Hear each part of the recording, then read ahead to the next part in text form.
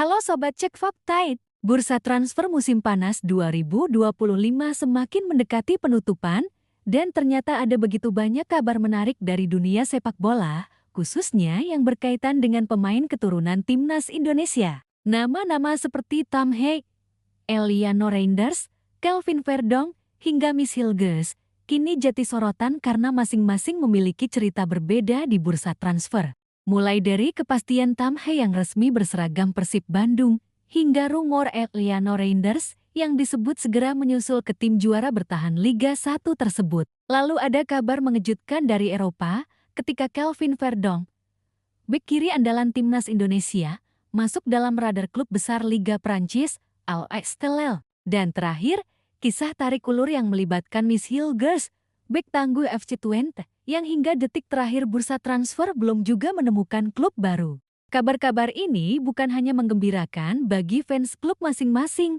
tapi juga punya dampak besar untuk timnas Indonesia yang sedang bersiap menghadapi agenda padat, termasuk kualifikasi Piala Dunia ke-2026. Jadi, mari kita bedah satu persatu kisah transfer ini secara lebih dalam. Fenomena pemain keturunan di timnas Indonesia.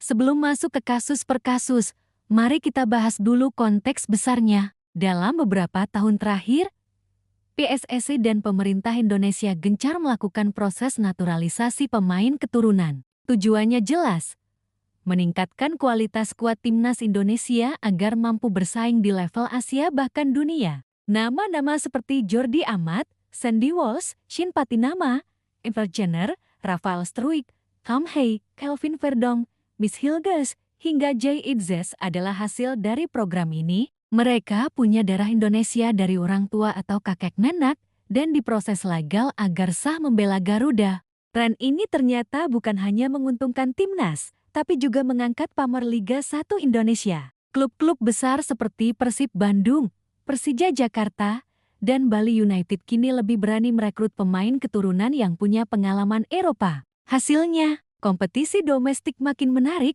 kualitas meningkat, dan perhatian publik semakin besar. Disinilah kisah tiga pemain kita kali ini, Eliano Reinders, Kelvin Verdong, dan Miss Hilgers menjadi relevan. Eliano Reinders ke Persib Bandung. Latar belakang.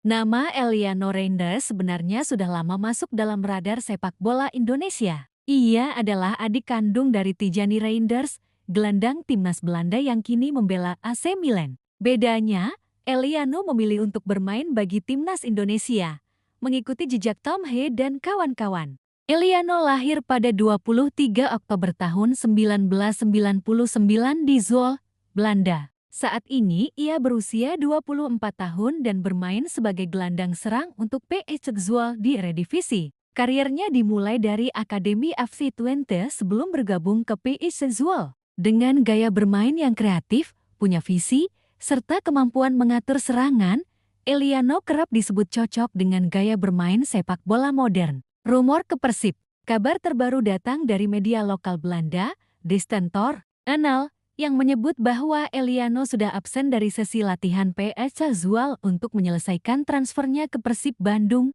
Absen dari latihan biasanya jadi tanda kuat bahwa seorang pemain memang akan pindah. Lebih lanjut, disebutkan bahwa Eliano akan bergabung dengan status pinjaman hingga akhir musim 2025/26. Kontrak aslinya bersama PSV Zwolle baru akan habis pada ke-2027. Artinya, kepindahan ini bisa jadi langkah uji coba baik bagi Persib maupun Eliano sendiri. Dampak ke Persib. Kehadiran Eliano di lini tengah Persib jelas akan memperkuat skuad. Musim lalu, Persib juara Liga 1 dengan gaya bermain kolektif dan efisien. Kehadiran Tom Hague sudah membuat lini tengah semakin solid. Kini, dengan tambahan Eliano, kreativitas di lini serang akan semakin berlapis. Bayangkan kombinasi, Tom Hague sebagai deep line playmaker, Mark Klok sebagai motor kerja keras, dan Eliano Reinders sebagai kreator serangan. Itu bisa jadi lini tengah terbaik di Asia Tenggara.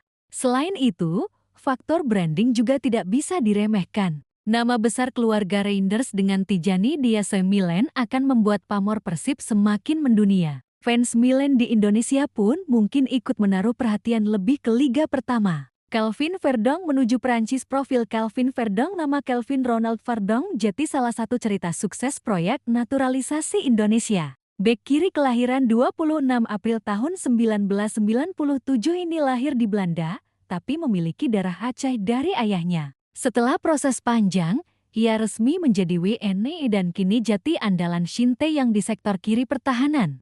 Karier klubnya juga tidak main-main. Ia adalah produk Akademi Feyenoord, pernah dipinjamkan ke Nijmegen, PEC Zwolle, dan FC Twente, sebelum akhirnya kembali ke Nijmegen pada 2022.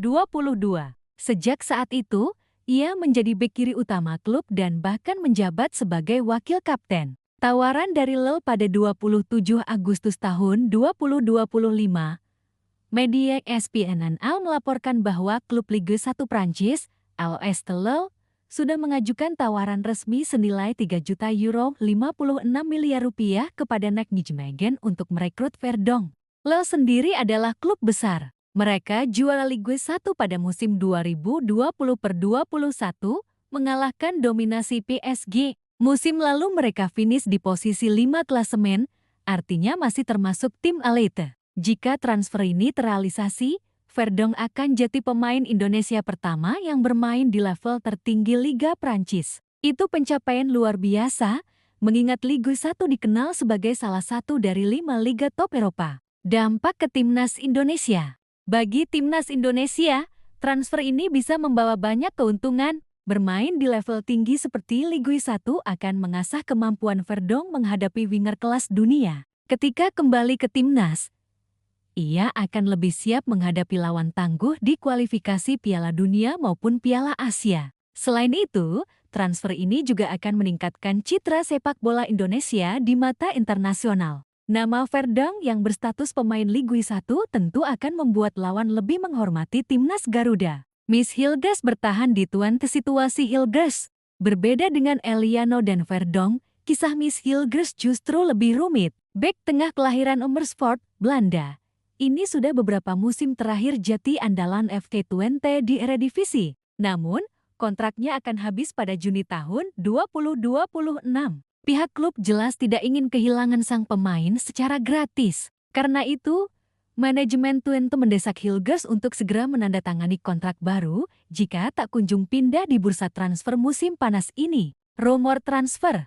Sebenarnya, Hilgers sempat dikaitkan dengan beberapa klub Eropa. Ada rumor dari Bundesliga Jerman, ada juga dari Serie A Italia. Namun hingga akhir Agustus tahun 2025, belum ada tawaran resmi yang memuaskan Twente. Situasi ini membuat Hilgers masih bertahan di Twente. Namun, jika ia tidak segera memperpanjang kontrak, bisa saja klub menjualnya di bursa Januari mendatang. Dampak ke Timnas. Bagi Timnas Indonesia, bertahannya Hilgers di Twente bukan hal buruk. Ia tetap bermain di level Eredivisie yang cukup kompetitif, namun pindah ke liga lebih besar seperti Bundesliga atau Serie A tentu akan membuat kualitasnya semakin meningkat. Hilgers sendiri dikenal sebagai bek tengah modern kuat dalam duel udara, tenang menguasai bola, dan punya distribusi yang baik. Bersama Jay Itzes, ia digadang-gadang jadi pasangan bek masa depan Timnas. Analisis umum bursa transfer pemain keturunan melihat 3 kasus di atas,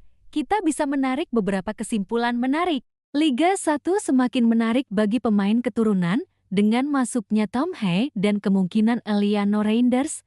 Liga 1 bukan lagi liga pinggiran. Pemain keturunan mulai melihat Indonesia sebagai opsi karier serius. Pemain keturunan bisa menembus liga top Eropa. Kasus Verdong ke Lille membuktikan bahwa pemain Indonesia bisa dipercaya di level tertinggi. Ini bisa membuka jalan bagi pemain lain di masa depan. Masalah kontrak masih jadi tantangan. Situasi Hilgers menunjukkan bahwa negosiasi kontrak dan strategi klub bisa menghambat kepindahan. Tidak semua transfer bisa mulus. Efek domino ke Timnas Indonesia. Semakin banyak pemain keturunan yang sukses di klub, semakin kuat Timnas Indonesia. Kombinasi pengalaman Eropa dan semangat nasionalisme bisa jadi modal besar menuju Piala Dunia. Dampak jangka panjang. Jika tren ini berlanjut, ada beberapa dampak besar yang bisa kita bayangkan.